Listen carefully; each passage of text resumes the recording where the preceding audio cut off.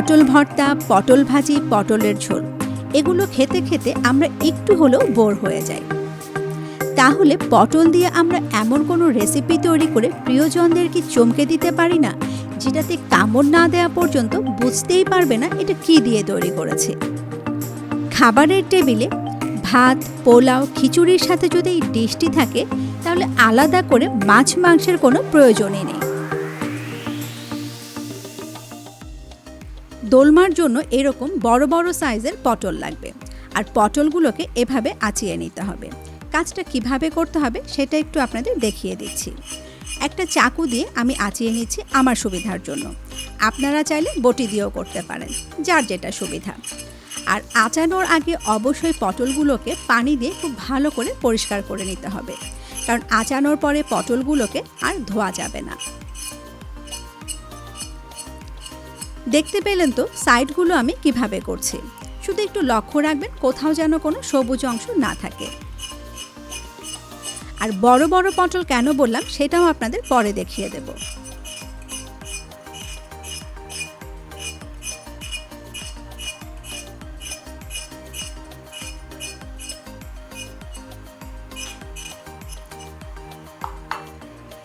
আঁচানোর পরে ঠিক এরকম হবে দেখতে।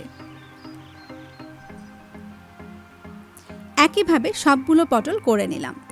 এবার পটলের দুপাশটা একটু ফেলে দিচ্ছি। এখানে কিন্তু একটা ব্যাপার আছে, একটা পাশ একটু ছোট করে ফেলবো, আর একটা পাশ একটু বড় করে ফেলবো।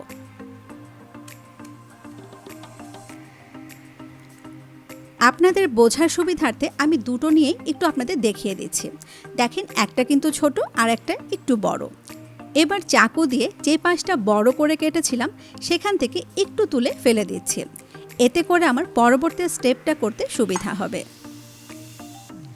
এবার একটা চামচের পেছন দিক দিয়ে আমি আস্তে আস্তে এভাবে ঘুরিয়ে ঘুরিয়ে পটলের ভেতরের বিচিগুলো বাদ দিয়ে দিচ্ছি।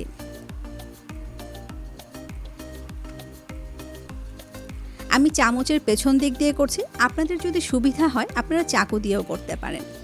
শুধু একটা জিনিস লক্ষ্য রাখতে হবে, যেন চামচ দিয়ে এরকম করতে করতে ওপাশটা আবার বের হয়ে না যায়।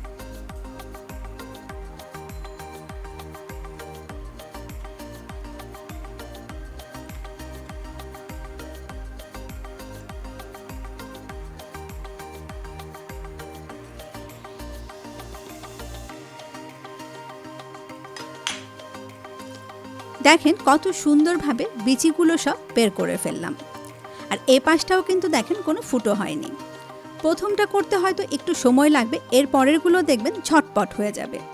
একইভাবে আমি সবগুলো করে নিলাম। এই রেসিপিতে আমি এরকম সাইজের 10টা পটল নিয়েছি, আর অন্যান্য মশলার উপকরণগুলো সেই হিসেবেই বলছি।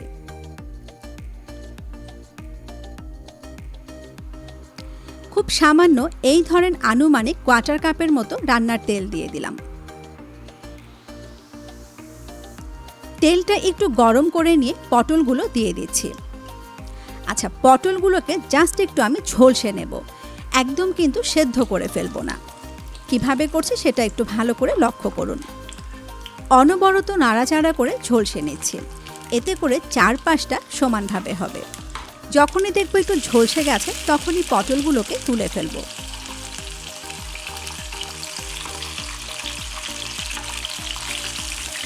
এই যে দেখেন একটু সাদা সাদা কালার চলে এসছে, তার মানে ঝলসানো হয়ে গেছে।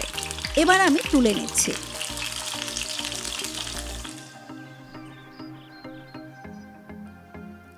এবার ওই গরম তেলের ভেতরেই একটি তেজপাতা, 3টি ছোট এলাচ, 2 টুকরো দারুচিনি, 3-4টি লং দিয়ে দিচ্ছি। ফ্লেভার আসা পর্যন্ত একটু ভেজে নিচ্ছি।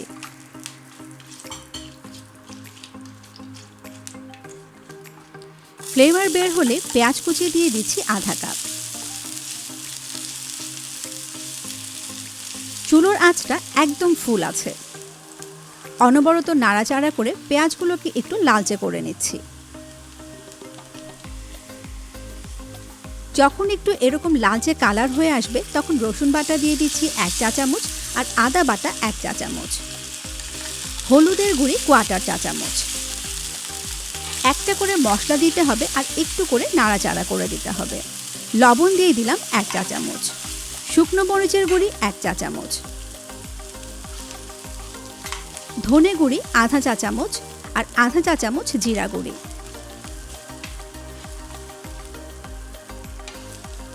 খুব সামান্য এই ধরনের কোয়ার্টার কাপের মতো পানি দিয়ে দিলাম। এতে করে মশলাটা পুড়েও যাবে না, আবার মশলাটা খুব ভালো করে রান্নাও হয়ে যাবে।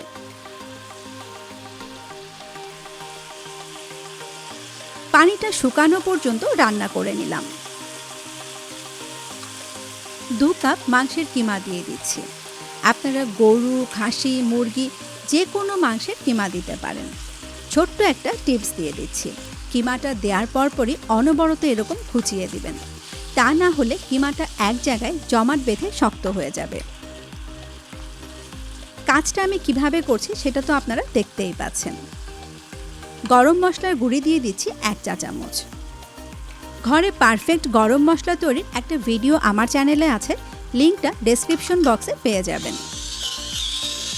গোলমরিচের গুঁড়ি দিয়ে দিচ্ছি আধা চা চামচ। আমি কালো গোলমরিচ দিচ্ছি, আপনারা চাইলে সাদাটাও দিতে পারেন। তবে আমার কাছে কেন জানি কালো গোলমরিচের ফ্লেভারটা দারুণ লাগে। সব কিছু একটু ভালো করে মিক্স করে নিচ্ছি। চুলোর আঁচটা একদম ফুল আছে।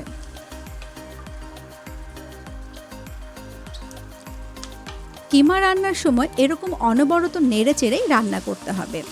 আর কিমা রান্না করতে মাংসের মতো অত সময়ও লাগে না। কিমা থেকে যতটুকু পানি উঠবে তাতেই মোটামুটি রান্না হয়ে যাবে। আমি যতটুকু কিমা নিয়েছি তা রান্না হতে আনুমানিক 5 থেকে 6 মিনিট সময় লাগতে পারে। দেখেন পানিটা শুকিয়ে গেছে, কিমাটা অনবরত নাড়াচাড়া করার ফলে কতটা ঝরঝরে হয়েছে। সব শেষে একটু ধনেপাতা কুচি ছড়িয়ে দিচ্ছি, তবে আপনাদের পছন্দ না হলে স্কিপও করতে পারেন। একটু মিক্স করে চুলো থেকে নামিয়ে নিলাম।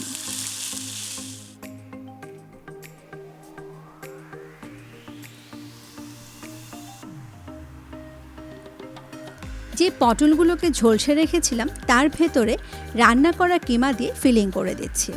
আচ্ছা, ফিলিং করার আগে অবশ্যই কিমাগুলোকে একদম রুম টেম্পারেচার নিয়ে আসতে হবে, তা না হলে তো আর হাত দিয়ে ধরতে পারতাম না। কাজটা হাত দিয়ে করলেই সবচেয়ে ভালো হয়, তবে আপনারা চাইলে চামচ দিয়েও করতে পারেন।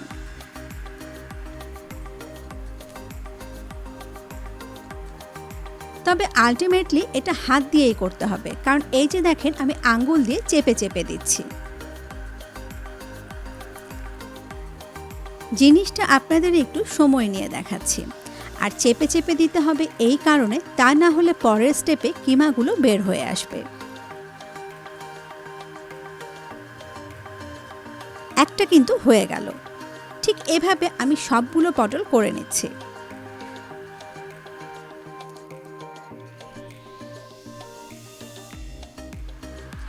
এবার ফাইনাল স্টেপ, কোয়ার্টার কাপ রান্নার তেল দিয়ে দিলাম, সেই সাথে দিয়ে দিচ্ছি আধা কাপ পেঁয়াজ কুচি। পেঁয়াজগুলোকে একটু লালচে করে ভেজে নিচ্ছি। চুলোর আঁচটা একদম ফুল আছে।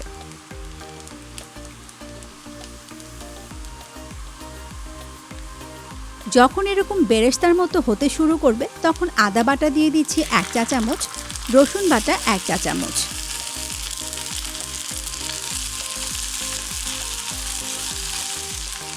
কোয়ার্টার কাপ পানি দিয়ে দিচ্ছি, তাহলে মশলাগুলো আর পুড়ে যাবে না। ধনে গুঁড়ি আধা চা চামচ, সেই সাথে জিরা গুঁড়িও দিয়ে দিচ্ছি আধা চা চামচ, হলুদের গুঁড়ি কোয়ার্টার চা চামচ। আমি একটা করে মশলা দিচ্ছি আর অনবরত নাড়াচাড়া করছি।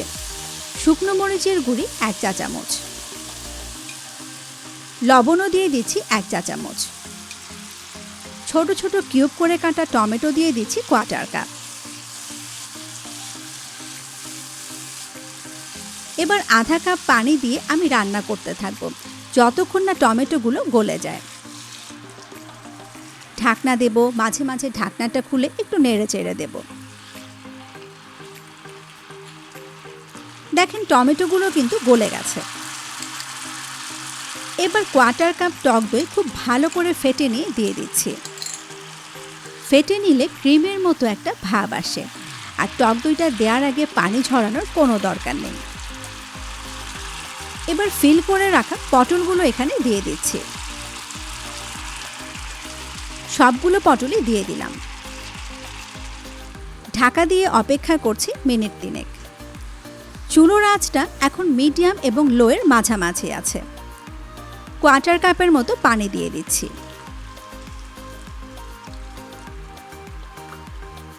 পটলগুলো রান্নার সময় খুব একটা বেশি নাড়াচাড়া করা যাবে না। এভাবে দুলিয়ে দিলে হয় কি নিচে লেগে যাওয়ার কোনো ভয় থাকে না। ঢাকা দিয়ে অপেক্ষা করছি একটা বলক আসা পর্যন্ত। দেখেন খুব সুন্দর বলক চলে এসছে। আবারও একটু দুলিয়ে দিলাম। এবার 4-5টি কাঁচা মরিচের আগাটা একটু ভেঙে দিয়ে দিচ্ছি। এতে করে দারুণ একটা ফ্লেভার আসবে। চিনি দিয়ে দিচ্ছি 1 চা চামচ। সব শেষে গরম মশলার গুঁড়ি দিয়ে দিচ্ছি আধা চা চামচ।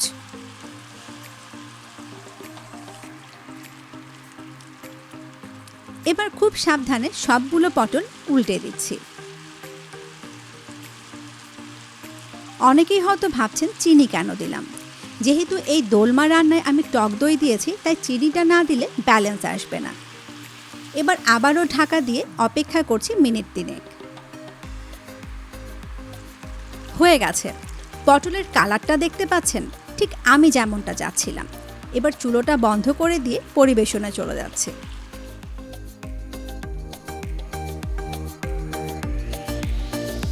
রান্নাটা কয়েকটা স্টেপে করতে হলেও পটল দিয়ে কিন্তু একটা এক্সেপশনাল রেসিপি তৈরি করে দেখালাম। খাবারের টেবিলে ভাত, পোলাও, খিচুড়ির সাথে মাছ মাংসের পাশাপাশি পটল দিয়ে তৈরি এই দোলমা হতে পারে বৈচিত্র্যময় একটা রেসিপি। আশা করি আপনাদের সবারই ভালো লাগবে। কেমন লাগলো অবশ্যই আমাদের জানাবেন। সবাই ভালো থাকবেন, আমাদের জন্য দোয়া করবেন। ভিডিওটি দেখার জন্য সবাইকে অসংখ্য ধন্যবাদ।